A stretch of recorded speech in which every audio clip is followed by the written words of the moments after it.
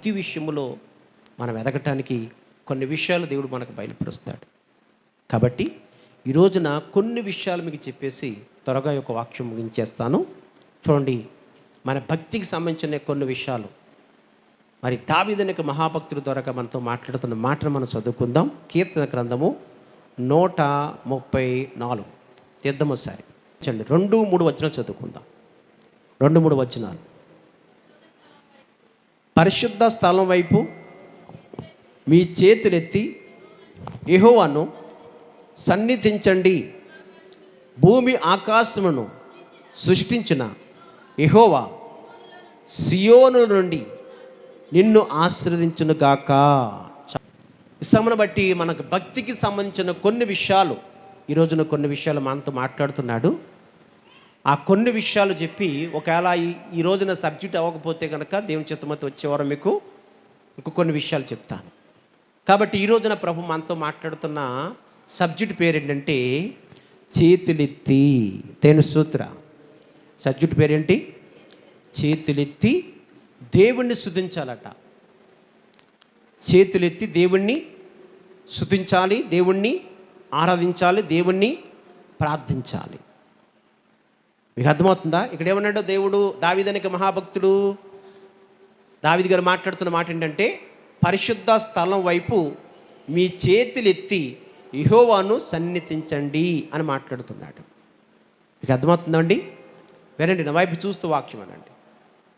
పరిశుద్ధ స్థలం వైపు అర్థమవుతుందండి. చేతులెత్తి యెహోవాను సన్నిధించండి. దేవుని గణపరచాలన్నా, దేవుని ఆశీర్వాదం అనేది, దేవుని యొక్క దీవెన అనేది, దేవుని కృప అనుగ్రహించబడాలంటే కనుక నీవు మొట్టమొదటిగా దేవుణ్ణి ఆరాధించటంలోనూ, దేవుని స్తుతించటంలోనూ, దేవుని గణపరచటంలోనూ, దేవుని ఎదుట ప్రార్థించటంలో కూడా నువ్వు చేతులు ఎత్తాలంట.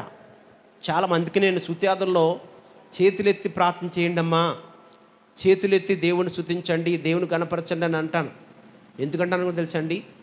నేను అంటున్న మాట అది నా సోబుద్ధిని ఆధారం చేసుకునో నా జ్ఞానం మీద ఆధారపడో నేను చెప్పట్లేదు. అది ఆలోచించండి. నేను చెప్తున్న ప్రతి ఒక్క మాట పరిశుద్ధ గ్రంథాన్ని ఆధారం చేసుకుని చెప్తున్నాను. దినేశ్వత్ర, ఈ పరిశుద్ధ గ్రంథాన్ని ఆధారం చేసుకుని చెబుతున్నాను. ఈ పరిశుద్ధ గ్రంథాన్ని ఆధారం చేసుకుని నేను నా నోటి నుంచి ప్రభు యొక్క దేవుడు యొక్క మాటలు నోటి నుంచి వస్తున్నప్పుడు ఆ మాటలను మీరు ఆధారం చేసుకుని ఆ మాటల ప్రకారం మీరు జీవిస్తున్నప్పుడు దేవుని ఆశీర్వాదము, దేవుని యొక్క దీవులు మీకు మీ కుటుంబానికి అనుగ్రహించబడును గాక. మీకు అర్థమవుతుందండి? నా సోబుద్ధిని ఆధారం చేసుకుని కాదు చెప్తున్నది. అందుకని ఉచ్చరించేవాడు తన సోబుద్ధిని కాదు, తనకి మనసుకి అర్థమవుతుందండి. తన సోబుద్ధిని ఆధారం చేసుకుని ఉచ్చరించేవాడు కాదు, కానీ దేవుని ఆత్మచేతనే వాడు ఉచ్చరిస్తాడని చెప్పేసి అపొస్తలుడైన పౌలు గారు మాట్లాడతాడు.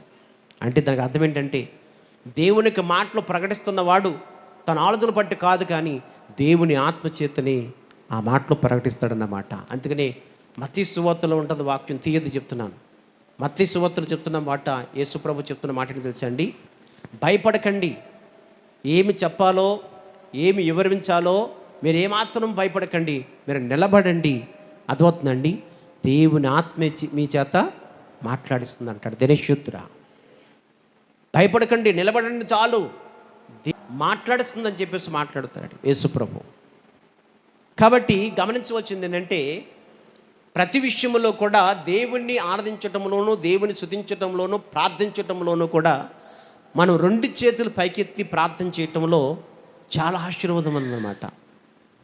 చాలా ఆశీర్వాదం ఉంది. ఈ 2 చేతులు పైకెత్తి ప్రార్థించటంలోనూ, దేవుని గణపరచటంలోనూ, దేవుని మహిమపరచటంలోనూ ఎంత అద్భుతమనే మరమం దాకుందో కొన్ని విషయాలు చెప్తున్నాను, వినండి. దినసూత్ర 1, ప్రార్థించడం అంటే 2 విధాలుగా మనం చూసుకోవచ్చు. 2 విధాలుగా చూసుకోవచ్చు. ఎలాగా అనేది మనం ప్రశ్న చేసుకున్నప్పుడు, దేవుడు మనల్ని ఆశీర్వదించాలనుకోండి, ఆయన చేతులెత్తి మనల్ని ఆశీర్వదించాలి. అర్థమవుతుందండి? దేవుడు మన ప్రార్థన ఆలకించాలనుకోండి, మనము 2 చేతుల పైకెత్తి ప్రార్థించాలి. మీకు అర్థమవుతుందా? గమనించండి. పరిశుద్ధాత్మ దేవుడు మాట్లాడుతున్న మాటని జ్ఞాపం చేసుకోండి. దేవుడు మన ప్రార్థన ఆలకించాలంటే దేవుడు మన యొక్క విన్నపములు ఆలకించాలంటే, దేవుడు మనకు సహాయం చేయాలంటే మనం 2 చేతులు పైకెత్తి ప్రార్థన చేయాలి. అర్థమవుతుందా? అలాగే దేవుడు మనల్ని ఆశీర్వదించాలన్నా కానీ ఆయన చేతులు ఎత్తి ఆశీర్వదిస్తాడన్నమాట. ధనేశ్వరుడా. ఎందుకంటే గమనించండి ప్రియ సహోదరులారా, అలాగ మనం ఎప్పుడైతే చేతులెత్తి దేవుని ఆశీర్వదించి, దేవుని స్తుతించి, దేవుని కనపరిచి మనం ఎప్పుడైతే మనం ప్రార్థన చేస్తామో, ఆ ప్రార్థన చేసిన తర్వాత ఇక్కడ ఏమంటున్నాడు 3వ వచనంలోను, భూమి ఆకాశము సృష్టించిన యెహోవా సియోను నుండి నిన్ను ఆశీర్వదించబడును కాక. ఆమేనన్రే. అబ్బే, మీకు అర్థమవుతుందండి? గేదెని అర్థమవుతుందండి, గడ్డెడి తోమున దానికి తెలుపు రాదంట. అలాగే అర్థమవుతుంది, మిమ్మల్ని ఎలాగ రప్ప చేసినా కానీ మీకు మాత్రం దైవికమైన జ్ఞానం రావట్లేదు. ధనిశ్రుతుడా, మీలో నా గుడ్డుతనం నశించిపోనుగాక. దేవునికి స్తోత్ర. మీకు అర్థమవుతుందా? గమనించండి, పరిశుద్ధాత్మ దేవుడు మనతో మాట్లాడుతున్న మాటను జ్ఞాపం చేసుకోండి.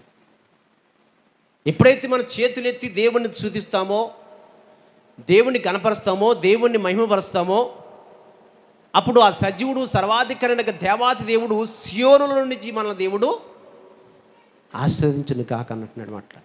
సియోనుల నుండి అంటే ఆయన ఎక్కడున్నాడైనా? ఆయన పైన ఉన్నవాడు, మనం ఎక్కడున్నాము? కింద ఉన్నవారము. కాబట్టి ఇక్కడ మనం గమనించవలసింది ఏంటంటే, ఉదాహరణకు కొన్ని విషయాలు మీకు చెప్తాను. ఒకసారి యాకోబు ఇద్దరు సారండి, ఇద్దరు రావాలి. దేనికి స్తోత్ర. మీకు అర్థమయ్యేలా చెప్పాలని ఆశపడుతున్నాను. అర్థం చేసుకోండి, అబద్ధం చేసుకోవద్దు, ఎవరు నవ్వద్దు. దేనికి స్తోత్ర. మీకు అర్థమవుతుందండి? ఇప్పుడు ఇతడు దేవుడి స్థానంలో ఉన్నాడు అనుకోండి. మీకు అర్థమవుతుందా? దేవుడి స్థానంలో ఉన్నాడు అనుకోండి. ఇలా ఉంది, అటు ఇద్దరు పైకి దేవుడు మోకరించి దేవుని స్తోత్ర. ఇప్పుడు ఇతను విశ్వాసికి సాదృశ్యంగా ఉన్నాడు అనుకోండి. విశ్వాసికి సాదృశ్యంగా ఉన్నాడు. ఇప్పుడు ఇతను చాలా కష్టాల్లో ఉన్నాడు, శ్రమల్లో ఉన్నాడు, సోదరులు ఉన్నాడు, ఇబ్బందుల్లో ఉన్నాడు. కనుక ఆ ఇబ్బందులు, ఆ సోదరులు, ఆ శ్రమలు అవన్నీ కూడా దేవుని యొక్క నామంలో తీసుకోవాలని, దేవుడే సహాయం చేయాలని, దేవుడే నాకు ఆదరణకర్తగా ఉండాలని దేవుడిని పరిపూర్ణంగా నమ్మి విశ్వాసముతో నమ్మకముతో ఇతను అర్థమవుతుందండి. మోకల్ని పశ్చాత్తాపంతో 2 చేతులు పైకి, ఇంకా పైకి పశ్చాత్తాపంతో ప్రార్థన చేస్తున్నాడు. ఎవరికి? దేవుడికి. అర్థమవుతుందండి? పశ్చాత్తాపంతో ప్రార్థన చేస్తున్నాడు. ఎందుకంటే ఈయన మీద పరిపూర్ణముగా ఆనుకున్నాడు అన్నమాట. పరిపూర్ణముగా ఈయన మీద ఆధారపడ్డాడు.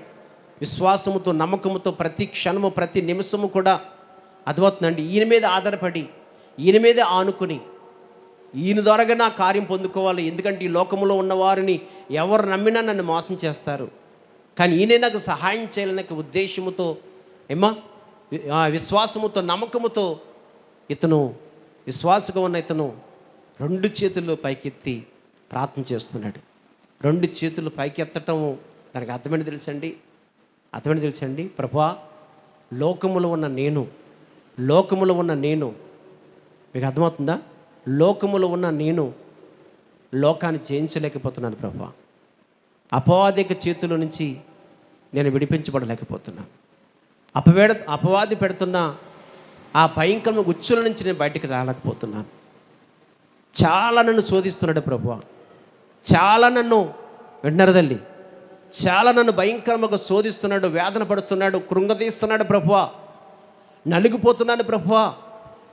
నేను జయించలేకపోతున్నాను, అపవాదిని జయించలేకపోతున్నాను, ఈ లోకాన్ని జయించలేకపోతున్నాను, నాకు సహాయం చేయ ప్రభువా అని చెప్పేసి 2 చేతులు పైకెత్తి ప్రార్థన చేస్తున్నాడు. అంటే 2 చేతులు పైకి చాపటం అంటే అర్థమేంటి తెలుసండి? దేవునికి సరెండర్ అయిపోవటము. నా శక్తి సరిపోవట్లేదు, నా బలం సరిపోవట్లేదు, నా జ్ఞానం సరిపోవట్లేదు ప్రభువా అని ఇప్పుడు ఈయనకి ప్రార్థన చేస్తున్నాడు, ఈ సహాయం కోరుతున్నాడు అన్నమాట. అంటే దాంట్లో ఇంకొక అర్థం ఉంది. తాను తగ్గించుకున్నప్పుడు ఈయన ఎదురుగుండా అథవా విశ్వాస అయిన ఈయన తగ్గించుకుని ప్రార్థన చేస్తున్నాడు. జయించలేకపోతున్నాను ప్రభువా, నీ సహాయం నాకు కావాలి ప్రభువా, నీ సహాయం నాకు కావాలి ప్రభు అని చెప్పేసి ఇతను 2 చేతులు పైకెత్తి ప్రార్థన చేస్తున్నప్పుడు, అంటే సరెండర్ అయిపోయాడు ప్రభుకి. దేని స్తోత్రం. ఎప్పుడైతే నిన్ను పాపము చేశాను, దోషము చేశాను, అతిక్రమం చేశాను, సాతాను ఉచ్చులు పడిపోయిన ప్రభుని జయించలేకపోతే నాకు సహాయం చే ప్రభు అని చెప్పేసి ఎప్పుడైతే ఇతను ప్రార్థన చేస్తున్నాడో ఆ ప్రార్థన అద్వత నేను ఆలకించాడు. ఈయన ఆలకించి అద్వతని 2 చేతులు ఆయన మీద పెట్టండి. 2 చేతులు అద్వతనండి ఈయన మీద పెట్టి ఇతను ఆశీర్వదిస్తున్నాడు. దేని స్తోత్రా. అద్వతనండి. ఇతనేమో 2 చేతులు పైకెత్తి పశ్చాత్తాపంతో వెలిగి నలిగిన హృదయంతో దేవుడికి ప్రార్థన చేస్తున్నాడు. ఆ వెలిగి నలిగిన హృదయంతో ఎప్పుడైతే పశ్చాత్తాపంతో ప్రార్థన చేస్తున్నాడో అద్వతండి దేవుడు ఆలకించి అప్పుడు ఈ 2 చేతులు పైకెత్తి ఇతన్ని ఆశీర్వదిస్తున్నాడు. గట్టిగా చప్పట్లు కొట్టి దీని మీద పెడతాను. దేని స్తోత్రా. హల్లెలూయా, హల్లెలూయా. మీకు అర్థమైందా? వాక్యం అర్థమవుతుందా? అర్థమైందండి? గమనించండి. 2 చేతులు పైకెత్తి ప్రార్థన చేయటం అంటే, గమనించండి, మనము దేవునికి సరెండర్ అయిపోతాము. అంటే దేవుడే నాకు దిక్కు, నీవే నాకు దిక్కు, నువ్వు తప్ప నాకెవరు లేరు ప్రభువా అని ప్రతి క్షణము ప్రతి నిమిషము కూడా దేవునికి పరిపూర్ణంగా సరెండర్ అయిపోవటం ఉంది. అది దానికి అర్థం. ఇప్పుడు ఏమన్నాడు దేవుడు? ఇక్కడ దావీదు ఏమంటున్నాడు? పరిశుద్ధ స్థలం వైపు చేతులెత్తి యెహోవాను సన్నిధించండి అన్నాడు. అంటే సన్నిధించటం విషయంలో, అంటే దేవుని స్తుతించటం విషయంలోనూ ప్రార్థించటంలో కూడా ఏం చేయాలటప్పుడు మనము 2 చేతులు ఎత్తి ప్రార్థన చేయాలట. ఎప్పుడైతే మనం ప్రార్థన చేస్తామో, వెలిగి నలిగి హృదయంతో పశ్చాత్తాపంతో ఎప్పుడైతే ప్రార్థన చేస్తామో అప్పుడు ఇక్కడ ఏమంటే భూమి ఆకాశం సృష్టించిన యెహోవా సియోనుల నుండి, అంటే సియోనులు ఎవరన్నా తెలుసండి? దేవుడు ఉన్నాడు అనమాట, పైన ఉన్నవాడు. ఆ సియోనుల నుండి ఇప్పుడు ఏం చేస్తాడు? ఆయన దీవించబడిన కాక, ఆశీర్వదించబడిన కాక, నీ గర్భఫలం అనుగ్రహించబడిన కాక, నీకు భూఫలము ఫలించిన కాక అర్థమవుతుందండి. దీవిస్తున్నాడు అన్నమాట. పైన ఉన్నవాడు దీవిస్తున్నాడు కింద ఉన్నవాడిని. కాబట్టి 2 చేతులు పైకెత్తి ఏం చేయాలి? ఇప్పుడు మనము స్తుతించటం విషయంలో కావచ్చు, ప్రార్థించటం విషయంలో కావచ్చు, 2 చేతులు పైకెత్తి మనం ప్రార్థన చేయాలా. ప్రార్థన చేయటం అంటే దాంట్లో 2 అర్థాలు ఉన్నాయి. ఒకటి, దేవునికి సరెండర్ అయిపోవటము. నా వల్ల కాదు ప్రభువా, లోకంలోనికి సాతాన్ని జయించాలంటే నా వల్ల కాదు, ఒట్టివాడిని మట్టివాడిని పురుగు వంటి వాడిని నా వల్ల కాదు, నువ్వే నాకు సహాయం చేయాలి ప్రభు అని చెప్పి సరెండర్ అయిపోవటము. రెండోది, తాను తగ్గించుకున్నాడు అన్నమాట. ఎందుకంటే తాను తగ్గించుకున్నవాడు హెచ్చించబడతాడు, హెచ్చించబడుతున్నవాడు తగ్గించబడతాడు. 2 అర్థాలు చూసుకోవచ్చు దాంట్లో. ఒకటి సరెండర్ అయిపోవటం, రెండోది అథవా తగ్గించుకుంటాం అన్నమాట. తగ్గించుకున్న వాడికి పశ్చాత్తాపం వస్తుంది, హెచ్చించుకున్న వాడికి అద్వైతానికి గర్వం వస్తుంది అన్నమాట. తగ్గించుకున్న వాడికి పశ్చాత్తాపం వస్తుంది, కన్నీరు వస్తుంది, వెలిగి నలిగి హృదయంతో పశ్చాత్తాపంతో ప్రార్థన చేస్తాడు. ఆమేన్. హెచ్చించుకున్న వాడికి కన్నీరు రాదు. ఏం తప్పు చేశాను, నేనేం పొరపాటు చేశాను, ఏ పాపం చేశాను అన్నట్లుగా గర్వముతో ఉన్న వాడికి ఏమాత్రం పశ్చాత్తాపం రాదు. అసలు వెలిగి నలిగి హృదయం ఏమాత్రం కూడా వారికి ఉండదు. ఎందుకంటే హృదయం కఠినమైపోయింది. కాబట్టి నువ్వు దేవుని మందిరంలో దేవుని ఎగుతుట, నువ్వు దేవుని ఆశీర్వాదం అనేది, దేవునికి దీవెన అనేది, దేవునికి అభిషేకం అనేది నీకు కావాలంటే, దేవునికి తోడుగా ఉండాలంటే, దేవునికి సహాయం చేయాలంటే కనుక 2 చేతులు పైకెత్తి ప్రార్థన చెయ్యాలా. ఎప్పుడైతే 2 చేతులు పైకెత్తి నువ్వు ప్రార్థన చేస్తావో ఆ ప్రార్థన దేవుడు ఆలకిస్తాడన్నమాట. ఎందుకు అంటే, ఒకటి సరెండర్ అయిపోవటము, దేవునికి సరెండర్ అయిపోవటము. రెండోది ఏంటంటే తగ్గించుకుని ప్రార్థన చేయటం. ఎప్పుడైతే నువ్వు అలా ప్రార్థన చేస్తావో దేవుడు ప్రతి క్షణము ప్రతి నిమిషము కూడా దేవుడు నిన్ను సహాయం చేయటానికి, నీకు ఆదరణకర్తగా ఉండటానికి ఎప్పుడు సహాయం చేస్తాడు. ధనిష్యుతుడా. ఎందుకంటే ఒక రోజున యేసు ప్రభు సముద్రంలో నడిచి వస్తున్నాడు, నీటి మీద నడుస్తున్నాడు ఆయన. ఈ లోపల యేసు ప్రభు శిష్యులందరూ కూడా నావలో ఉండి వస్తున్నారు ముందుకి. నావలో ప్రయాణం చేస్తూ ముందుకు వస్తున్నప్పుడు యేసు ప్రభు సముద్రంలో నీటి మీద నడుస్తూ వస్తున్నాడు. అప్పుడు యేసు ప్రభు నడుస్తూ వస్తున్నప్పుడు ఆ నావలో ఉన్నవారందరూ చూశారు. నావలో ఉన్నవారందరూ కూడా చూసి, ఆ చూసిన వారిలో ఒక ఆయనకి ఆశ పుట్టిందనమాట. ఆయన పేరు పేతురు గారు. ఆశ పుట్టి అన్నాడు, ప్రభువా, నువ్వు నీటి మీద నడుస్తున్నావు కనుక నేను కూడా నడవాలని ఆశపడుతున్నానయ్యా అని చెప్పేసి అన్నాడు. అప్పుడు యేసుప్రభు అన్నాడు, నువ్వు ఆశపడుతున్నావా? అయితే నువ్వు ఆశపడితే అద్భుతం, నీ ఆశపడుతున్న హృదయాన్ని నేను తృప్తిపరుస్తాను. కాబట్టి నేను నడుస్తున్నట్లుగా నువ్వు కూడా నడు అన్నాడు. నడు అని చెప్పేసి అన్నప్పుడు ఆ మాట విన్న పేతురు గారు ఆ మాట యందు విశ్వాసం ఉంచి అద్భుతండి నావలో ఉన్న యొక్క కాలు తీసి నీటి మీద వేశాడు. అది రాయిలాగా ఉంది, రోడ్లాగా ఉంది, కిందకు దిగుతట్లేదు కాలు. అర్థమవుతుందండి. ఎందుకంటే అతను ఎవరి యందు విశ్వాసించి ఆ నావలో ఉన్న కాలు తీసుకొచ్చి నీటి మీద వేశాడు? యేసు ప్రభు యొక్క మాట యందు విశ్వాసం ఉంచి నమ్మకం ఉంచి అద్భుతంగా వేశాడు. బాగుందని చెప్పేసి అనుకున్నాడు, దేవుడు నాకు సహాయం చేస్తున్నాడు అనుకున్నాడు. అద్భుతండి రెండో కాలు తీసి కూడా వేశాడు. బాగుంది, నడుస్తున్నాడు నడుస్తున్నాడు నడుస్తున్నాడు నడుస్తున్నాడు. ఈ లోపల ఒక కిరీటం కొట్టింది. సముద్రం కదా, అలలు వస్తూ ఉంటాయి కదా అంత మాటను. ఆ అలల్లోనూ ఒక అల ఏం చేసిందంటే గట్టిగా కొట్టింది అతన్ని. ఎప్పుడైతే గట్టిగా కొట్టిందో ఆ గట్టిగా కొట్టిన వెంటనే అతనిలోనూ అతన్ని మునిగిపోతానేమో అన్న అవిశ్వాసం పుట్టింది అతనిలో. అవిశ్వాసం ఎప్పుడైతే పుట్టిందో అద్భుతండి పుట్టిన వెంటనే అతను మునిగిపోవటం ప్రారంభించాడు. దేంట్లో దేంట్లో దేంట్లో సముద్రంలోనా? నీటిలో మునిగిపోవటం ప్రారంభించాడు. అవును, ఎప్పుడైతే నువ్వు దేవునికి మాట యందు విశ్వాసం ఉంచి నమ్మకం ఉంచి విశ్వాసం ఉంచి నమ్మకం ఉంచి ఎప్పుడైతే దేవుని యొక్క మాట మీద ఆధారపడి ఈ లోకం అనేక సముద్రంలో నడుస్తున్నావో, ఆ నడుస్తున్నప్పుడు నీకే అపాయం రాదు, నీకే అపాయము, నీకే ప్రమాదం, ఏ శోధన నీ జీవితంలోకి రానివాడు దేవుడు. ఎందుకంటే నువ్వు ఎవరి యందు విశ్వాసం ఉంచావో, దేవుని యందు విశ్వసించావు, దేవుని మాటల యందు విశ్వసించావు, నమ్మకం ఉంచావు. కాబట్టి అదొక సముద్రం అనేక ఈ లోకము, ఎందుకంటే సముద్రము ఎలా పోల్చాడు కానీ దేవుడు తెలుసండి, లోకముగా పోల్చాడు, లోకంగా పోల్చాడు దేవుడు. కాబట్టి లోకముగా పోల్చబడిన సముద్రం అనే ఈ లోకములో ఎప్పుడైతే దేవునికి మాట యందు విశ్వాసం ఉంచి నమ్మకం ఉంచి ముందుకు కొనసాగుతున్నావో, ఏ విషయంలో భయపడకుండా చక్కగా నీ యొక్క సంవత్సరం అనే జీవితం కొనసాగుతుంది. ఏ లోటుబాట్లు లేకుండా, ఒకవేళ ఏ లోటుబాట్లు వచ్చినా, ఎన్ని శ్రమలు వచ్చినా, ఎన్ని శోధనలు వచ్చినా కానీ సాఫీగానే కొనసాగుతుంది నీ సంసారం. నీ జీవనాధారము కరెక్ట్గా ఎంతో సుఖ సంతోషంతో ముందుకు కొనసాగుతుంది. ఎప్పుడు ఎందుకు అంటే నువ్వు దేవుని మాట యందు విశ్వాసం ఉంచి నమ్మకం ఉంచి ముందుకు కొనసాగుతున్నావు కనుక. నీ మాట యందు నమ్మకం ఉంచి విశ్వాసం ఉంచి ఉన్నావు కనుక నీకే ప్రమాదం రాకుండా దేవుడు కాచి కాపాడి ముందుకు నడిపించగలుగుతాడు.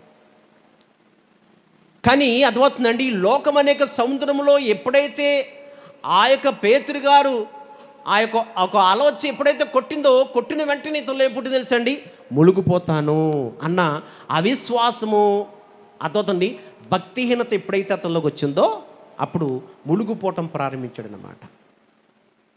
అర్థమవుతుందండి. అంటే అలా అనగా శ్రమ. చెప్పండి, అలా అనగా శ్రమ.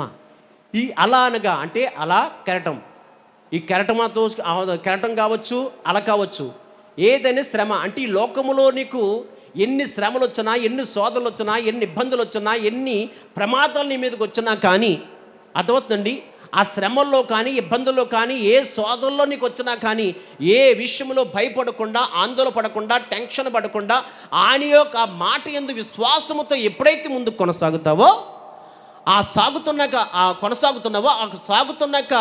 ఆ యొక్క నీ జీవితంలో ఎటువంటి ప్రమాదాలు వచ్చినా కానీ అవన్నీ కూడా యేసునామమున అవన్నీ కూడా అలలన్నీ కూడా లయమైపోయిన గాక, లయపరిచి ఆ అలలన్నీ కూడా అర్థమవుతుందండి సమాధానకరంగా ఉంటుందన్నమాట.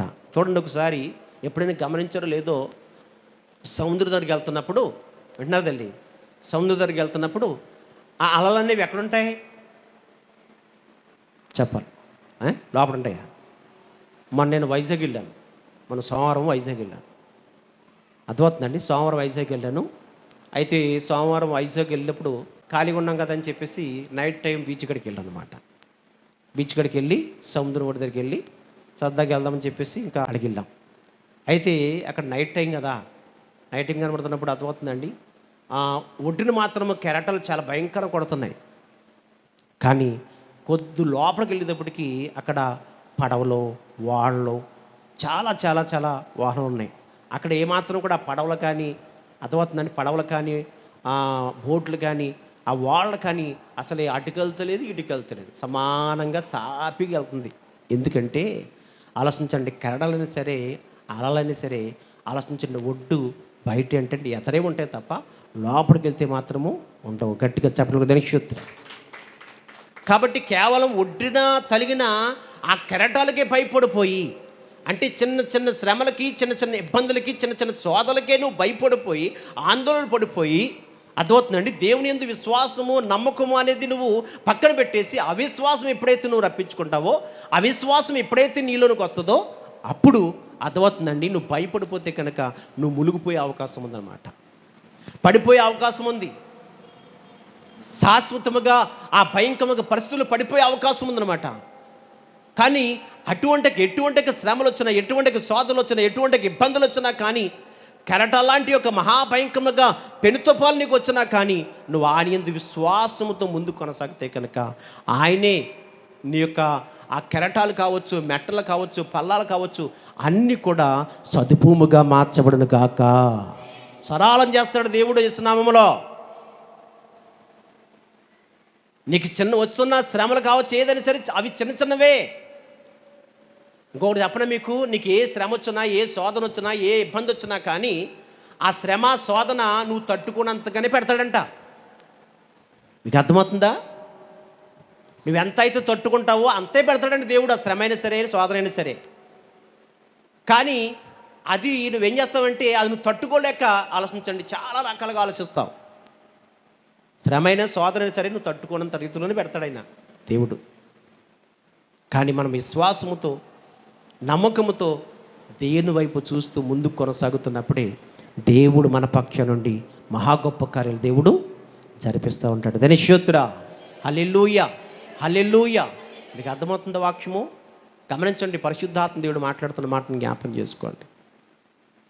ఎందుకంటే పరిశుద్ధాత్మ దేవుడు నిన్ను ఆశీర్వదించడానికి, దీవించడానికి దేవుడు నీకు తోడుగా అంటే నేను నీకు తోడుగా ఉన్నాను అన్న కొన్ని విషయాలు పరిశుద్ధాత్మ దేవుడు మాట్లాడుతున్నాడు. అర్థమవుతుందండి. ఎందుకంటే ఆ నీటి మీద నడమ్మని, నీటి మీద నడిసి రా అన్నవాడు ఎక్కడున్నాడైనా అలా మాట్లాడేసి మిస్ అయిపోయాడా? చెప్పాలి, ఎక్కడున్నాడైనా? ఎదురుగుండా ఉన్నాడైనా. రా నడు, నీటి మీద నడు అన్నవాడు ఎదురుగుండా ఉన్నాడు. మరి ఎదురుగుండా ఉన్నవాడైనా అర్థమవుతుందండి, ఆయన చూస్తూ ఆ నీటి మీద ఎన్ని కెరటాలు కొట్టినా, ఎన్ని ఇబ్బందులు వచ్చినా కానీ ఆ నీటి మీద సాఫీగా సాగకుండా ఎప్పుడైతే కెరటం కొట్టిందో అర్థమవుతుందండి, అతను ఎప్పుడైతే అల్పవిశ్వాసం పుట్టిందో మునిగిపోతాం ప్రారంభించాడు అతను. అంటే ఇతను ఏముంది ఇప్పుడు? అల్పవిశ్వాసం అన్నమాట, భక్తిహీనత. అందుకని ఈ లోకమనే సముద్రంలో ఉన్నావు నువ్వు. కొన్ని కెరటాలు కొడతాయి, శ్రమలు వస్తాయి, శోధనలు వస్తాయి, ఇబ్బందులు వస్తున్నాయి, ఏ మాత్రం భయపడొద్దు. అపోస్తలుడు పౌలు గారు ఒక మాట అంటాడు, చూడండి ఒకసారి. ఎబ్రీ పత్రిక, ఎబ్రీకారుడు మాట్లాడుతున్న మాట ఒకసారి జ్ఞాపం చేసుకోవాలి. ఎబ్రీ పత్రిక 12వ అధ్యాయము 1 చదువుకుందాం ఒకసారి. చదువమ్మా. ఇంత గొప్ప సాక్షి సమూహము మేఘము వలె మనలను ఆవరించి ఉన్నందున మనము కూడా ప్రతి ఒక్క భారమును సులువుగా చిక్కులు పెట్టు పాపమును విడిచిపెట్టి విశ్వాసమునకు కర్తయు దానిని కొనసాగించువాడైన యేసు వైపు చూచుచు మన ఎదుట ఉంచబడిన పందెములో ఓపుకుతో పరిగెత్తుదము. గట్టిగా చప్పట్లు కొట్టి దిమ్మబడుతుంది. ధనిష్యుతురా, సాతాను మహాభయంకరముగా వ్యక్తిగా ఉన్నాడు. వాడు మనల్ని అనేక రకాలుగా, అనేక విధాలుగా సులువుగా పాపంలో పడేయటానికి, విన్నారు తల్లి, సులువుగా పాపంలో పడేయటానికి సాతాను చాలా భయంకరంగా ప్రయత్నాలు చేస్తూ ఉంటాడు. ధనిష్యోతురా, చాలా ప్రయత్నాలు చేస్తాడు. చూడండి, ఉదాహరణకి మనము సెల తీసుకుని దేవుడి పాటలు నేర్చుకుందామని సెల తీసుకుంటాం. అంటున్నారా? దేవుడి పాటలు నేర్చుకోవాలనో లేకపోతే వాక్యం అనాలనో సెల తీసుకుంటాం. ఆ సెల తీసుకున్న తర్వాత ముందు బాగానే టచ్ చేస్తాం, పాట తీసుకొని పాడాలని. ఆ పాట కాసేపు వింటాం ఇలా జరుగుతాం. అది సీరియల్లో, లేకపోతే మంచి సినిమా, లేకపోతే ఏదో మొత్తానికి లోకానికి సంబంధించింది ఏదో సిచ్యువేషన్ దాంట్లో ఉంటుంది, అది చూడాలి. ఏం చేస్తాం? ఆలోచించండి, టచ్ చేస్తాం. అది టచ్ చేసేటడికి ఏమవుతుంది? ఇప్పుడు ఇటువంటి మొత్తం లోకానికి సంబంధించింది ఏదో ఒకటి వస్తుంది, ఇంకా దాంట్లో పడిపోతాం. అంతే. ముందుగా వచ్చిన ఆలోచన ఏంటి? వాస్తవం కదా, మరి నవ్వుతారు ఎందుకు? దేవునికి స్తోత్రం. ముందు ఆలోచన ఏంటి? ఇప్పుడు అర్థమవుతుందండి. దేవుడి పాటను నేర్చుకోవాలి, పాట పాడాలి అన్న ఆసక్తి మనలో ఉంటుంది.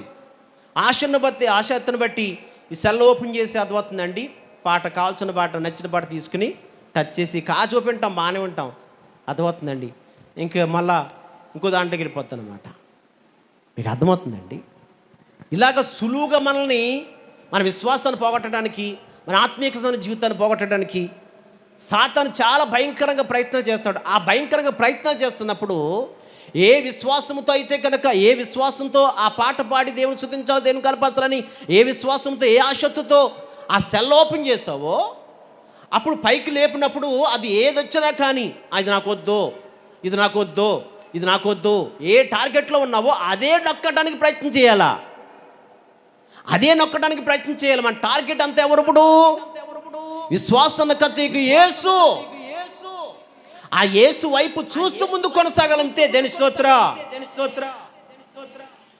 అర్థమవుతుందండి? అంతేగాని అది ఎన్ని రకాలుగా జరిపినా కానీ, ఎన్ని విధాలుగా ఈ లోకానికి సంబంధించిన ఏ చెడుది ఏదొచ్చినా కానీ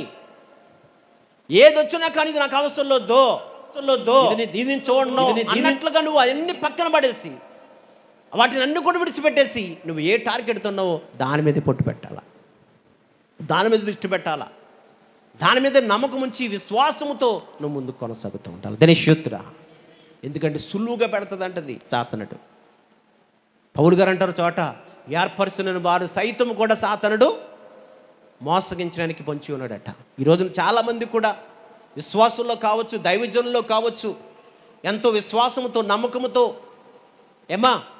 ఎంతో విశ్వాసముతో నమ్మకముతో ముందుకు కొనసాగుతున్న వారే ప్రారంభంలో ఏ వాక్యం వచ్చినా కానీ ఆ వాక్యాన్ని అంగీకరించి హృదయంలో అప్లై చేసుకుని ప్రతి క్షణము, ప్రతి నిమిషము ఆ వాక్యానుసారంగా బ్రతకాలి, వాక్యానుసారంగా జీవించాలి, వాక్యానుసారంగా నడుచుకోవాలని ఒక పట్టుదలతో, విశ్వాసముతో ముందుకు కొనసాగుతున్నవారు ఎంతోమంది విశ్వాసంలో కానీ దైవజనుల్లో కానీ ఎంతోమంది ఉన్నారు. చక్కని నమ్మకంతో, విశ్వాసంతో ముందుకు కొనసాగుతున్నవారు. అది వాక్య విషయంలో కావచ్చు, భక్తి విషయంలో కావచ్చు, పాటలు పాడటం విషయంలో కావచ్చు, మందిరానికి రావటం విషయంలో కావచ్చు, సన్నిధికి రావటం విషయంలో కావచ్చు, దక్షిణ భాగాలు ఇవ్వటం విషయంలో కావచ్చు, కానుకలు ఇవ్వటం విషయంలో కావచ్చు, చాలా విశ్వాసంతో అది తొలిలో చాలా విశ్వాసంతో ముందుకు కొనసాగుతున్న వారే. కానీ రాగా ఏమైపోతుంది ఆ విశ్వాసం అంటే? అర్థమవుతుంది. సమస్తమును కూడా వెళ్దాంలే, ఈ వారం కాకపోయినా రేపొద్దున వారం వెళ్దాంలే, మందిరానికి వెళ్ళాలేంటి, ఇంటికాడ ఉండి ప్రార్థన చేసుకుంటే సరిపోదా, ఇంటికాడ ఉండి బైబిల్ చదువుకుంటే సరిపోదా అనిపిస్తుంది. సాతానుడు ప్రేరేపిస్తున్నాడు. సాతానుడు ఈ ఎండలో అంత గాలుపుల్లో ఎందుకు వెళ్ళాలి, అంత పనే వచ్చిందంట, మానేసి శుభ్రంగా పడుకుని శుభ్రంగా కాసేపు ప్రార్థన చేసుకుని, కాసేపు బైబిల్ చదువుకుని, చిన్న పాట పాడుకుని శుభ్రంగా ఇంటికాడే రెస్ట్ తీసుకుంటే సరిపోద్ది కదా అన్న ప్రేరేపణ సాతానుడు సులువుగా పెడతాడనమాట. సాతానుడు పాపలు పడిపోవటానికి, దేవునికి దూరం అయిపోవటానికి సులువుగా చిన్న ప్రేరేపణ. అవును, కరెక్ట్ కదండి. సెలవు తీసినప్పుడు కరెక్ట్ కదా, ఉద్దేశంతో తీస్తాం, ఓపెన్ చేస్తాం, ఇంకో దాంట్లోకి వెళ్ళిపోతాం మనం. దేవునికి స్తోత్రం. అవును కదా. కాబట్టి ప్రతి క్షణము నువ్వు గ్రహించుకోవచ్చింది, తెలుసుకోవచ్చింది అంటే దేవుని వైపు చూస్తూ ముందుకు కొనసాగాలి. ఇప్పుడు పేతురు గారికి ఎప్పుడైతే కెరటం వచ్చిందో, ఆ కెరటం వచ్చిన వెంటనే అర్థమవుతుందండి ఏమైపోతుందంటే అతను అవిశ్వాసం వచ్చింది, అపనమ్మకం వచ్చింది, ములుగుపోతూ ప్రారంభించాడు. నిజంగా కూడా ఆ ములుగుపోతున్నప్పుడు తల్లి వినండి వాక్యాన్ని, ఆ మునిగిపోతున్నప్పుడు దేవుని కృపను బట్టి, దేవుని కనికరం బట్టి ఈ పేతురు గారికి ఏమొచ్చింది తెలుసంటే గ్రహింపు వచ్చింది. ఏమని గ్రహింపు?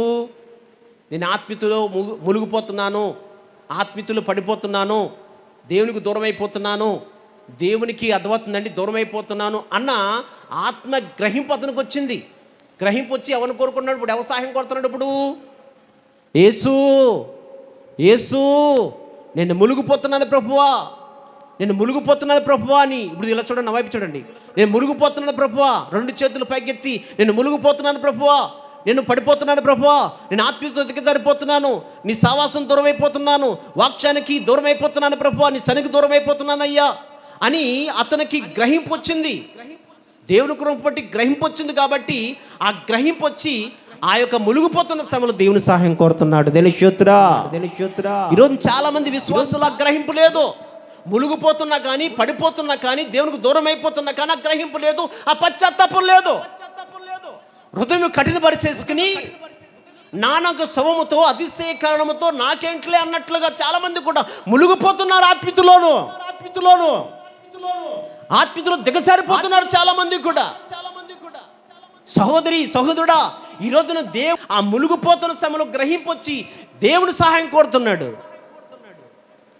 ఈరోజు చాలామంది విశ్వాసుల్లో కావచ్చు, దైవజనుల్లో కావచ్చు, మునిగిపోతున్నప్పుడు, పడిపోతున్నప్పుడు ఏమాత్రం కూడా గ్రహింపు లేకుండా, కదిలింపు లేకుండా, గద్దింపు లేకుండా, కనీసం చిన్న ఫీలింగ్ కూడా లేకుండా, అయ్యో ఆత్మీయతలో దిగజారిపోతున్నానే, దేవునికి దూరం అయిపోతున్నానే, దేవుని సావాసానికి దూరం అయిపోతున్నానే, ఆయన సావాసం నుంచి తప్పిపోతున్నానే చిన్న గ్రహింపు కూడా లేకుండా, ఆనాడు దావీదు బెత్షెబతో పాపం చేస్తున్నప్పుడు నేనే పాపం చేయలేదన్నట్లుగా రాజ్యాన్ని పరిపాలన చేస్తున్నట్లుగా ఈ రోజున కూడా దేవుని సన్నిధికి దూరం అయిపోతున్నా కానీ కనీసం చిన్న ఫీలింగ్ కూడా లేకుండా, బాధ లేకుండా చాలా మందిని కూడా సాతాను మోసగిచ్చేస్తున్నాడు. అందులో నువ్వు ఉండొచ్చేమో ఒకసారి జ్ఞాపం చేసుకో సహోదరి. పేతురు గారు మునిగిపోతున్నాడు అక్కడ. ఆ మునిగిపోతున్న సమయంలో పేతురు గారు సహాయం కోరుతున్నాడు. ప్రభువా నాకు సహాయం చేయవయ్యా, యేసు నాకు సహాయం చేయవయ్యా, నిన్ను మునిగిపోతున్నాను ఆత్మీయతలోను అయ్యా, అన్ని విషయాలను మునిగిపోతున్న ఆత్మలో దిగజారిపోతున్నాను, నాకు సహాయం చేయ ప్రభు అని చెప్పేసి 2 చేతులు పైకెత్తి దేవుని సహాయం కోరుతున్నాడు. అందుకని సబ్జెక్ట్ పేరు చేతులెత్తుట. ఎప్పుడైతే దేవుడు అద్వైతుని యేసుప్రభు సహాయం కోరుతున్నాడో వెంటనే యేసుప్రభు వచ్చి అద్వైతండి అతను చెయ్యి పట్టుకున్నాడంటే గట్టిగా చెప్పలు కూడా దానికి స్తోత్రం. పేతురు సువార్త 14వ అధ్యాయం వాక్యం ముగించేస్తున్నాను. 14వ అధ్యాయము 28, 29, 30, 31 వచనం చదువుకుందాం. పేతురు ప్రభువా నీవే అయితే నేల మీద నడిచి నీ యొద్దకు వచ్చుటకు నాకు సెలవేమని ఆయనతో నేను ఆయన రమ్మనగానే పేతురు దోణి దిగి యేసు వద్దకు వెళ్ళుటకు నేల మీద నడిచిని, కానీ గాలిని చూచి భయపడి మునిపోసాగిను. ప్రభువా నన్ను రక్షించమని కేకలు వేసెను. వెంటనే యేసు చెయ్యి చాపి అతనిని పట్టుకొని అల్ప విశ్వాసి ఎందుకు సందేశపడితివని అతనితో చెప్పను. గట్టిగా చప్పట్లు కొట్టి దేమిపడతాం. దాని స్తోత్రం. మీకు అర్థమవుతుంది వాక్యము? ఎంతమందికి అర్థమవుతుంది? చేతులు ఎత్తండి సారి. దేవునికి స్తోత్రం. వాక్యం ముగించేస్తున్నాను. ఈ వాక్యం చాలా ఎవరన్నా ఉంది. ఈ వాక్యం ముగించేస్తున్నాను. వచ్చే వారం దేవుని చిత్తమైతే ఈ మధ్యన వాక్యం పంచుకుంటాను. దేవుడు మిమ్మల్ని మీ కుటుంబాన్ని దీవించి ఆశీర్వాదాలతో నింపబడను కాక. స్తోత్రం. చెప్పండి. పేతురు గారిలో ఉన్న యొక్క లక్షణం ఏంటంటే తెలుసండి. ఒకటి ఆశతో వచ్చాడు. రెండోది ఆశతను బట్టి ముందు కొనసాగుతున్నప్పుడు, రెండోది మునిగిపోతున్నాడు. ఆశతో వచ్చాడు. ఆశతో వచ్చినప్పుడు నడుస్తున్నప్పుడు అమ్మ చిన్న శ్రమ వచ్చేటప్పటికి ఏమైపోతున్నాడు? అతను మునిగిపోతున్నాడు. ఆలోచించండి. మూడో విషయం ఏంటంటే ఆ మునిగిపోతున్న టైంలో దేవుడి సహాయము కోరాడు. 2 చేతులు పైకెత్తి దేవుడి సహాయం కోరాడు. అప్పుడు ఆ దేవుడు ఏం చేశాడు? సియోనుల నుండి యెహోవా నిన్ను ఆశీర్వదించునుగాక. మీకు అర్థమవుతుంది వాక్యము? ఈ రోజున దేవుని స్తుతించాలన్నా, దేవుని కనపరచాలన్నా, దేవుని మహింపరచాలన్నా నువ్వేం చేయాలి చెప్పండి? అప్పుడు చెప్పాలి. చేతులు పైకెత్తి ప్రార్థన చేయాలి. ఈ ప్రార్థన నువ్వు నేర్చుకోవాలి. రెండు చేతులు పైకెత్తి ప్రార్థన చేయాలా. నీకు చేతులు లాగేంత వరకు కూడా ప్రార్థన చేయాలి. రెండు చేతులు పైకెత్తి చేతులెత్తి ప్రార్థన చేయటం చాలా ఆశీర్వాదము. దేని స్తోత్ర. చాలా అద్భుతమైన కార్యం జరుగుతుంది. చెప్తాను, చాలా విషయాలు మనం మాట్లాడుకుందాం, దేవుడి దగ్గర అడుగుదాం. చాలా అద్భుతమైన మాటలు. రెండు చేతులు పైకెత్తి ప్రార్థన చేయటం వలన, దేవుని స్తుతించడం వలన ఎంత ఆశీర్వాదం ఉంటుందో, ఎంత దీవులు ఉంటాయో దేవుడు కంపలు జరిగే ప్రభు మనతో మాట్లాడుతున్నాడు. కాబట్టి ఈ మాటలందరూ గ్రహించుకోండి, ఆలోచించండి. గ్రహించుకుని దేవునికి మహిమకరంగా జీవిద్దాం. దేవుడు మిమ్మల్ని మీ కుటుంబాన్ని దీవించి ఆశీర్వాదాలతో నింపబడును కాక. ఆయన కృప ప్రతి ఒక్కరికి అనుగ్రహించబడును కాక. దేవుని స్తోత్రం.